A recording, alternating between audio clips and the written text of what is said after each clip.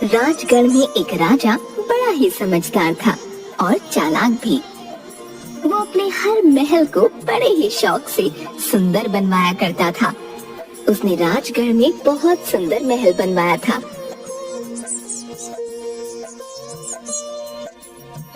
राजा बहुत परेशान था, ये सोचकर कि नए महल में ऐसी कौन सी आफत आ गई जो उस महल में रहने से सब डर रहे हैं।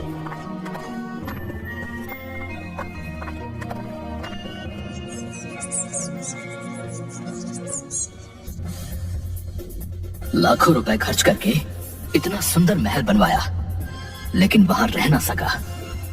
ऐसी कौन सी बुरी ताकतें हैं जो हमारे महल को कब्जा के बैठी हैं? मंत्री जी, कुछ कीजिए। महाराज, आपके उस महल में इतनी बड़ी परेशानी की वजह वो भूत ही है। क्या कर सकते हैं मंत्री? इतना खर्चा करके ऑनलाइन उस महल का मैंने डिजाइन मंगवाया था। अब वैसे डिजाइन दोबारा नहीं बनवा सकता हूँ। अब तो वो इंटीरियर डिजाइनर भी अमेरिका शिफ्ट हो गया है। उन भूतों को भगाने के लिए बड़े बड़े पंडित आए, ज्योतिषी आए, बड़े बड़े बाबा वैरागी आए, मगर कोई उनको उस महल से न निकाल पाया। सबने विचार किया कि साधु और पंडित को बुलाया जाए।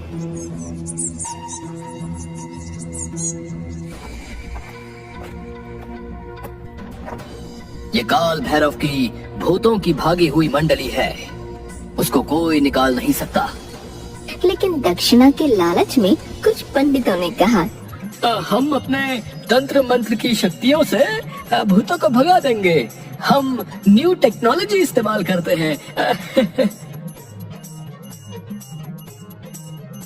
पंडितों के कहे मुताबिक पूजा पाठ के लिए ढेर सामग्री ऑनलाइन मंगवाई गई। पंडित लोग महल में गए और वो जाकर भूतों की कनेक्टिविटी ढूंढ रहे थे। फिर पूजा की और महल के चारों ओर अभिमंत्रित कीले गाड़े गए। अब यहाँ भूत तो भूत, स्वयं भूतनाथ भी आने की हिम्मत ना करेंगे। हाँ। अच्छा, देखते हैं तुम कितने बड़े पंडित हो। जो कोई न कर सका वो तुमने किया। ऐसा हो नहीं सकता है। मंत्री, जाकर राजा से कहो कि वो अपने महल में आकर सोए। अभी मैं राज परिवार को यहाँ लाने का जोखिम नहीं उठाऊंगा। पहले 2-4 दिन तुम ही लोग रहकर बताओ कि सब ठीक ठाक है, तब हम राजा को बुलाएं। परंतु पंडितों का पूजा पाठ बिल्कुल निकम्मा साबित हुआ।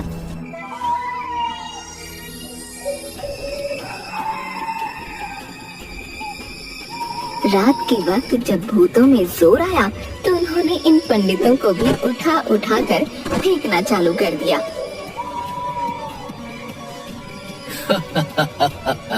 चलो, हो गया इन सब का नाटक खत्म। अब हमारी बारी है। चलो इनको यमराज के वाईफाई से कनेक्ट करते हैं। अरे ये नहीं हो सकता। तुम लोगों को अभी यहाँ नहीं होना चाहिए। चलो यहाँ से, नहीं तो फोकट में एंटरटेनमेंट हो जाएगा। ये गया एक, दलदल में गिरा।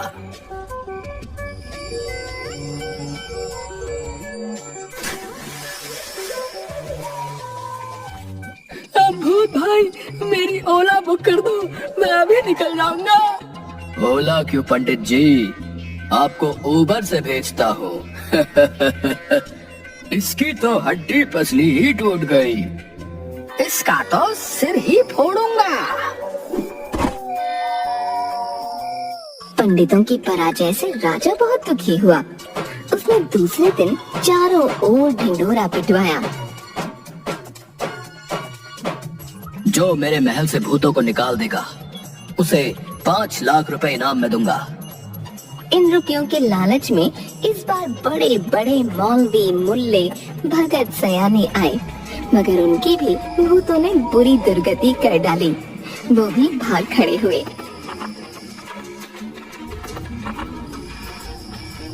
परंतु राजा अभी अपनी जिद पर अड़ा हुआ था और अपने मंत्रियों से कहा, मंत्री, तुम देश विदेश में ढिंडोरा पिटवा दो कि जो व्यक्ति इस महल से भूतों को निकाल देगा, उसे राजा अपनी राजकुमारी का पति बनाकर आधा राजपाट सौंप देगा।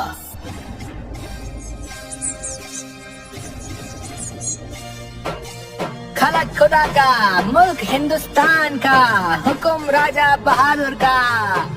जो व्यक्ति महल से भूतों को निकाल देगा, उसे राजा अपनी राजकुमारी का पति बनाकर आधा राजपाट सौंप देंगे। मगर कोई न आया। नगर में चारों तरफ खबर फैल गई। नगर के लोगों ने महल के आसपास तक जाना बंद कर दिया था। यहाँ तक कि महल के पास से जो भी गुजरता तो भूत उसको उल्टा वहीं लटका देते।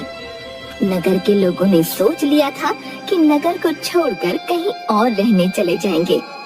नगर के पंचायत घर में सबको मेल करके बुलाया गया। देखो, आप सबको मैं कॉल करके नहीं बुला सकता था, इसलिए मेल करना पड़ा। ठीक है, इतना जरूरी में सबको बुलाने का क्या मतलब बनता है? काल भैरव के भूत। हाँ, काल भैरव के भूत ने बहुत ज्यादा तंग करके रखा है। काल भैरव के भूतों को कोई निकाल नहीं सकता। जिसको जान देनी हो वही जाए। इसीलिए मैं सबसे यहाँ से नगर को छोड़ने का सलाह देने के लिए बुलाया है। कई महीने बीत गए मगर उनको कोई नहीं निकाल पाया है। लेकिन बेचारा राजा बहुत उदास रहा है, मगर क्या कर सकता था। राजा ने एक शर्त के तौर पर अपनी बेटी को बलि चढ़ा दिया है। ऐसा कौन करता है? संयोग की बात है कि पंचायत में राजा के मुंशी का बेटा भी पहुंच गया और नगर में ऐसी बात सुन उसको भी अपनी बुद्धि का सही जगह इस्तेमाल करने का मौका मिल गया। मुंशी बेचारे मर गए। उनकी एक बुढ़ापे की औलाद थी और बूढ़ी विधवा पत्नी। बेचारे गरीबी के मार से दुखी होकर अपना जीवन जैसे तैसे काट रहे थे। लड़का नौकरी की तलाश में रोज राजा के दरबार में जाता और वहाँ से उसे कोई कामकाज न मिलता।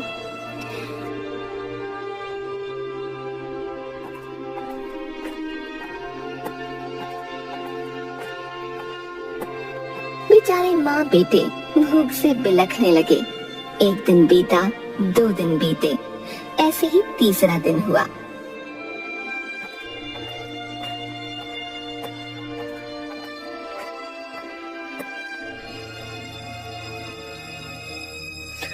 भूतों के महल में चला जाए।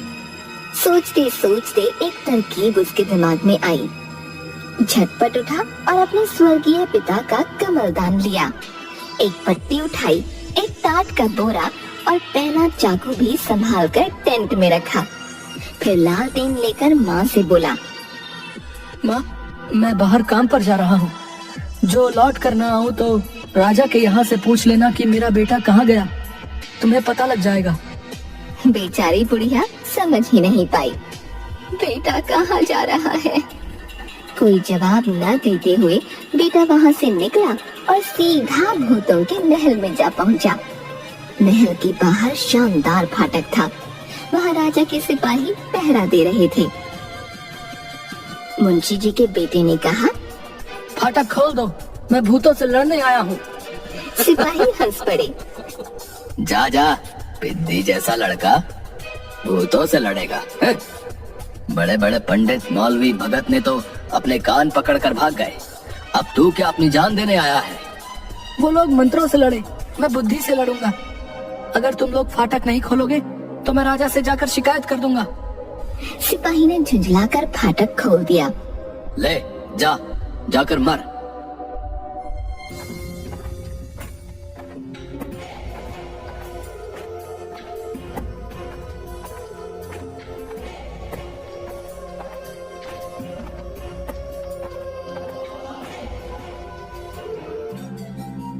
तालाब के किनारे एक बोगी बंधी थी।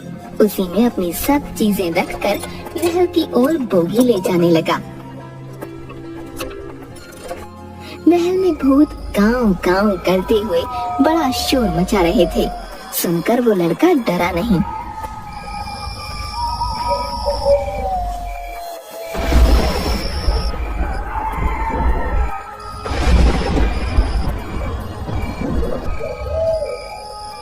काल भैरव को तुम्हारे यहाँ रहने का पता चल गया है और मैं तुम्हारी खबर लेने के लिए ही यहाँ आया हूँ।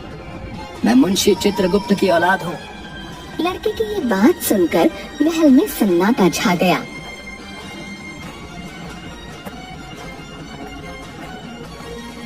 और ऊपर जाकर फिर जोर से बोला, मैं काल भैरव के हुक्म से आया हूँ।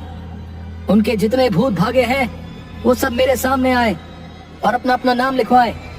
अगर नहीं लिखवाएंगे तो आधे पहर के भीतर वीरभद्र की टोली आकर भूतों को आसमान में ही जला डालेगी। भूतों में खलबली मच गई। सब एक दूसरे के चेहरे देखने लगे। मुंशी जी के बेटे ने फिर ललकारा, जो मेरे पास आकर अपना अपना नाम नहीं लिखवाएगा उसको सजा दी जाएगी। भूत बेचारे डरते कांपते आए। लड़का सबके नाम पूछने लगा। वही खाते में टाके और फिर चाकू निकाल कर कहा, बैठो, तुम्हारी नाक काटेंगे। भूत डर कर गिड़गिड़ाने लगे। अब नहीं नहीं, तुम ऐसा ना करना। अगर नाक कट गई तो हम लोगों की इज्जत नहीं रहेगी। हम लोग ऐसे कैसे हम लोग जा पाएंगे? मुझसे कॉमेडी कर रहे हैं? मुझसे कॉमेडी कर रहे हैं? चित्रगुप्त को लाइव पता चल जाता है। आजकल इंटरनेट का जमाना है। काल भैरव की आज्ञा से तुम्हें सजा तो अवश्य ही दी जाएगी, चाहे नाक कटवा लो या फिर आग में जलो। हार कर भूतों का मुखिया बोला, अब आप हमारी नाक ही काट लें, मगर जीने दें।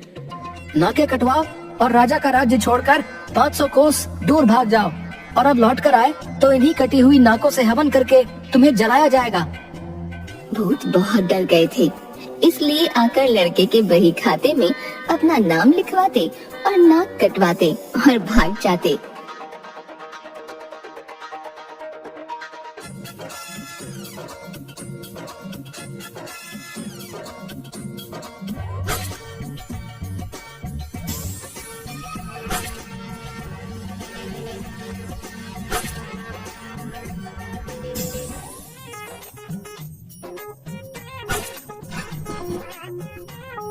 मुंशी जी के बेटे ने सबकी नाकें एक बोरे में भरी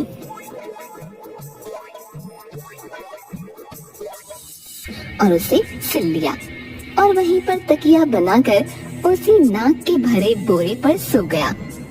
नाक कटे सभी भूत भाग गए और मुंशी जी का लड़का चैन से खर्राटे भरने लगा।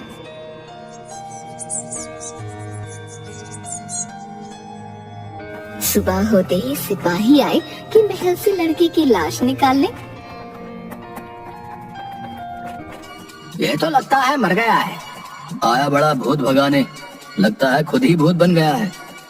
चलो चलकर राजा को खबर करते हैं इसकी। पर लड़का तो नाकों के बोरे पर सोता हुआ खर्राटे भर रहा है। लड़का हंसकर बोला, भूत है ही कहाँ जो मुझे मारते। भूत तो मेरे बोरे में बंद है। जाओ, राजा को जाकर खबर करो कि राजा यहाँ आकर रहे और राजकुमारी से मेरा ब्याह करे।